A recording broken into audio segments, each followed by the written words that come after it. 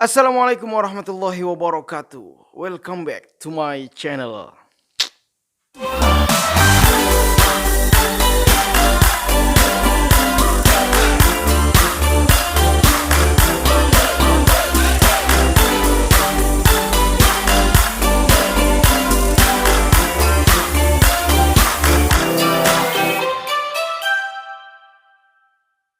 Kawan-kawan, kembali lagi bersama gua Rizky Muajadi di channel MR Muajadi. Bagi kawan-kawan yang menonton video ini, mudah-mudahan senantiasa disehatkan oleh Allah Subhanahu wa taala, lancar segala urusannya, berkah segala rezekinya. Apalagi masa-masa sekarang ya, pandemi ini makin naik data statistiknya.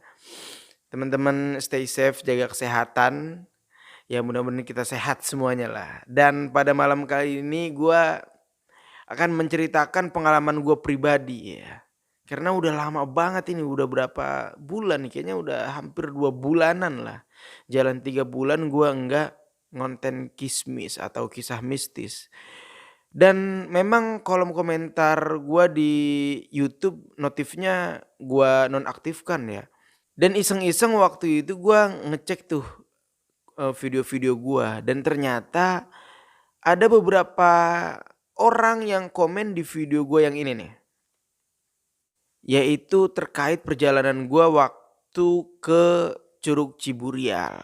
Nah, teman-teman, ada apa sih di perjalanan gua waktu ke Curug Ciburial itu? Tonton video ini sampai habis, teman-teman. Oh ya, sebelum gua lanjut nih, gua mau mengingatkan kepada kawan-kawan semuanya untuk terus dukung channel ini dengan cara like, comment, and subscribe. Dan jangan lupa aktifkan tombol loncengnya agar kawan-kawan tidak tertinggal video-video selanjutnya dari channel ini. Saya lagi di rumah nih guys. Jangan lupa like, comment, and subscribe. Oh iya, gue juga mau mengucapkan terima kasih nih yang udah mendukung channel ini sampai sekarang. Yang banyak sekali nih yang komen ya, yang beri saran di DM.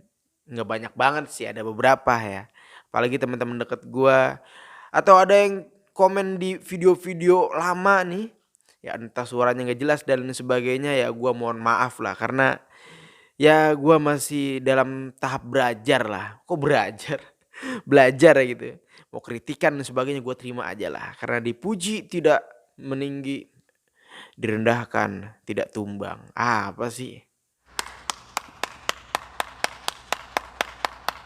Oke teman-teman, langsung aja gue akan ceritakan pengalaman gue ketika ke Curug Ciburial bersama 2 temen gue di Kismis.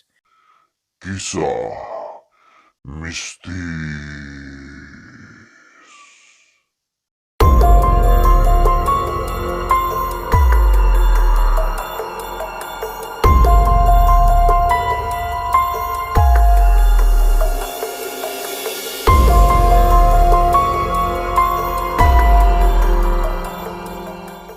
Perjalanan gue ke Curug Ciburial bermula dari ajakan gue pribadi ke temen gue yang namanya Alvin. Saat itu kita sedang ngopi-ngopi, rasanya jenuh banget, kayaknya kerja pulang gitu. Cuman ya di sini-sini aja, pengen menghirup udara segar gitu, kangen banget dengan alam. Akhirnya gue ngajakin kita ke Curug yuk. Kalau misalnya kita naik gunung kayaknya nggak keburu waktunya karena kesibukan kita masing-masing. Sehingga cerita, Alvin di situ mengiyakan. Gue juga menyarankan beberapa teman, dia setuju, akhirnya diajaklah Zaki. 3 hari berikutnya, yaitu hari Sabtu malam Minggu, gue berangkat. Rencananya itu berangkat pukul 8 malam. Tetapi karena ada suatu kendala, gue minjem tenda abang kelas gue, Bang Seihu, yang udah pernah juga cerita di sini. Tetapi tendanya waktu itu masih sama orang. Akhirnya kita nungguin sampai jam 10. Setelah ngobrol-ngobrol dengan Bang Saihu, ya jam 11 baru cabut. Akhirnya baru mulai perjalanan dari Bekasi jam setengah 12. Pukul setengah 12 malam kita perjalanan dari Bekasi. Kita bertiga belum ada yang pernah ke Curug Ciburial. Kita hanya mengandalkan Google Maps. Dan saat itu gue hanya sendiri naik motornya.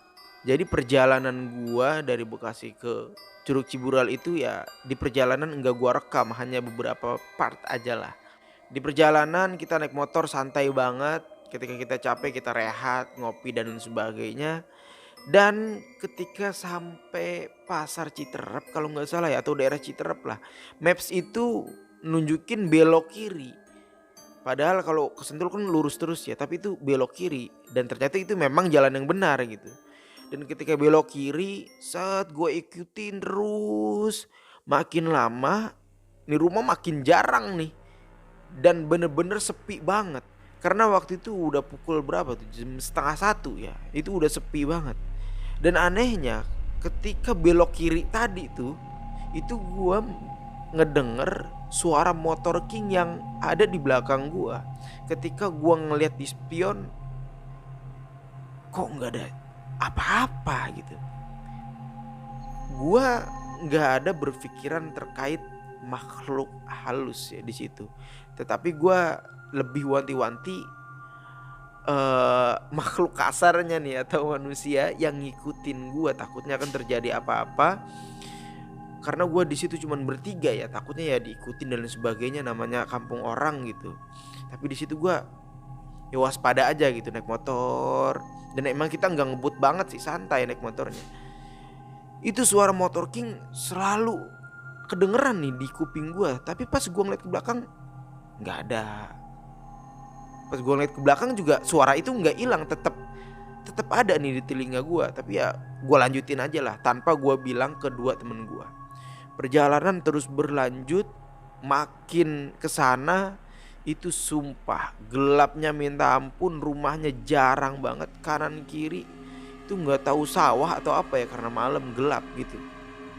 Dan teman-teman sampai di satu titik ada 2 cabang dan mapsnya itu menunjukkan jalan ke kanan. Padahal di maps itu jaraknya ya sekitar 20 menitan lagi lah gitu, atau 15 menit gue lupa ya. Itu menunjukkan ke kanan, tapi anehnya jalan itu kecil banget. Kayak cuman semeter lah jalan itu. Tapi karena mapsnya ke kanan, Jaki itu yang megang maps di depan bilang ke gue, "Pak, gimana nih? Maps ke kanan." Gua karena emang nggak tahu jalan sama sekali juga, gue bilang, "Ya udah Jack, ikutin aja coba mapsnya." Kita di situ memutuskan untuk ambil jalur kanan dengan jalanan yang sempit itu. Setelah kita telusuri makin lama makin jauh, dan ternyata itu kayak jalan setapak untuk ke sawah. Makin kita maju, waduh, kanan kiri semuanya sawah. Bener-bener sawah. Mau puter balik itu nggak bisa karena emang sempit banget, nggak bisa motor itu puter balik. Akhirnya kita paksain maju sampai jalanan coran itu habis. Di situ ada ya sekitar 2 meter 3 meter lah baru bisa motor balik. Itu juga digotong gitu motornya satu persatu. Nanti mungkin videonya ada nih gue tayangin. Mana ini? Ini luar biasa teman-teman, bener-bener di tengah sawah. Gelap, jalanan kecil banget. Coba, ya nggak kelihatan ya. Coba gue lihat, ini muka gue aja gelap banget. Teman-teman bener-bener di tengah sawah. Coba ini Pak, senternya Pak. Ke depan, coba gue senter ke depan ya. Kelihatan nggak ya?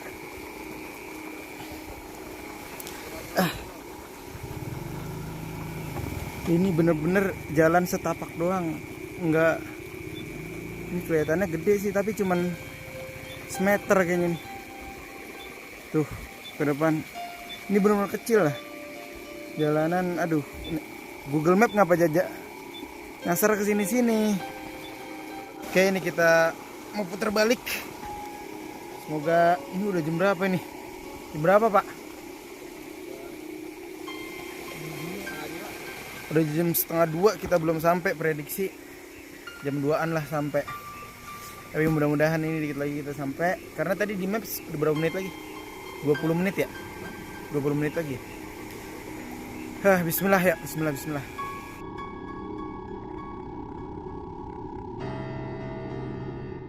Singkat cerita, kita kembali lagi ke titik utama tempat 2 cabang tadi dan meneruskan perjalanan.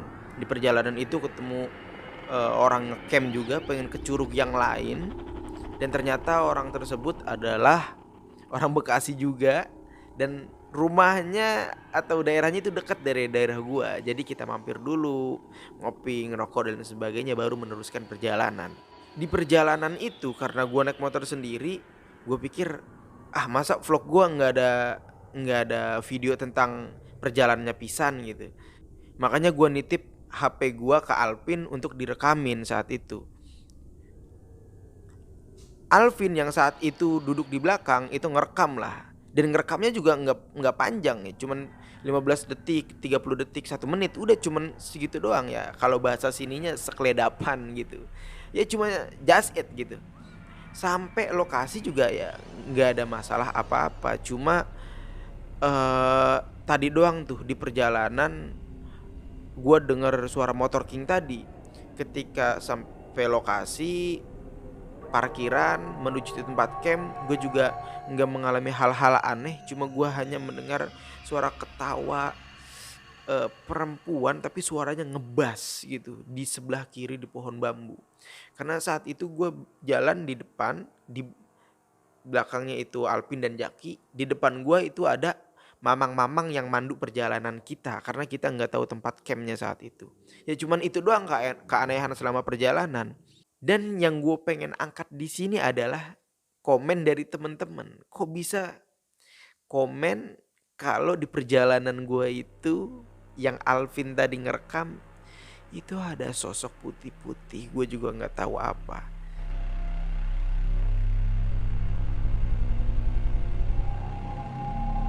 Pada saat gue ngebuka komenan dari kawan-kawan, itu gue langsung puter video itu. Gue perhatiin, memang ada sosok putih ya di situ, yang kayaknya dari jauh terus maju ke depan gitu. Gue juga nggak tahu itu apa gitu. Mungkin gue pengen minta tanggapan kepada kawan-kawan ya, apakah sosok tersebut memang sosok atau hanya ya pohonan gitu. Gue juga nggak tahu, silakan teman-teman tulis di kolom komentar.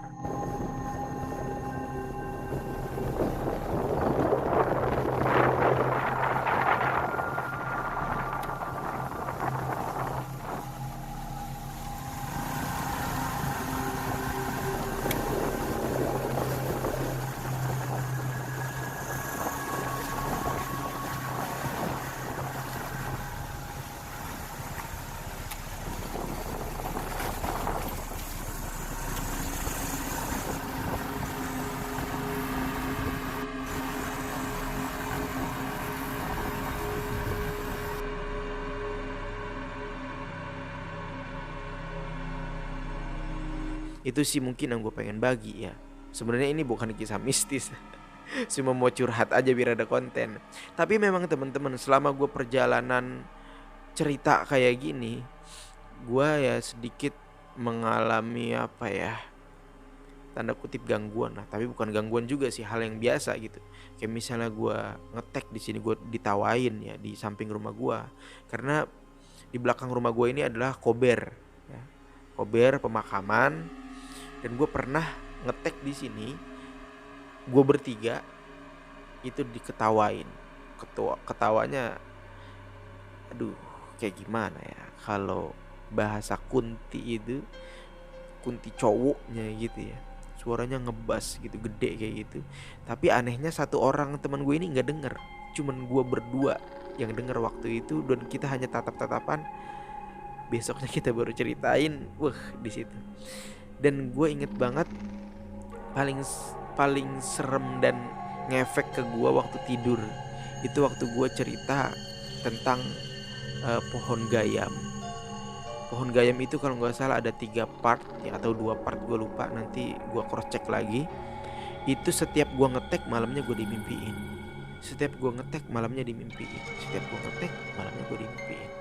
Makanya gue rada-rada lagu ketika gue pengen ngetek konten mistis lagi gitu, karena memang gue nggak punya pegangan apa-apa dan sebagainya.